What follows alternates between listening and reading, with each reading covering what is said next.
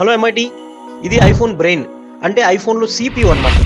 IPhone CPU and RAM రెండు కూడా ఇదే. పైన ర్యామ్ లే ఉంటుంది, కింద సిపియు ఉంటుంది, రెండు కంబైన్డ్ అనమాట. ఇది గనక మీకు డ్యామేజ్ అయితే గనక మీ ఐఫోన్ ఎక్కడికి వెళ్ళినా రిపేర్ అవ్వదు.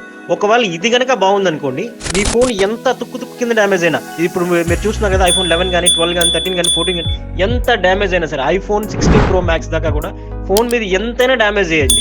కానీ మీ మదర్ బోర్డులు, సిపియు అండ్ మిగతా ఇంకొక 4 ఐసీలు కనుక పర్ఫెక్ట్గా ఉంటే కనుక మీ డేటాని మళ్ళీ మేము బ్యాకప్ తీసిస్తాం. ఎంత డ్యామేజ్ అయిపోయిన ఫోన్ అయినా, ఎంత డ్యామేజ్ అయిపోయిన మదర్ బోర్డు అయినా సరే, మీ డేటా ఏదైతే ఇంపార్టెంట్ డేటా ఉంటుందో ఆ ఇంపార్టెంట్ డేటాని బ్యాకప్ తీయొచ్చు. ఐఫోన్ యూజర్స్కి డేటా చాలా ఇంపార్టెంట్.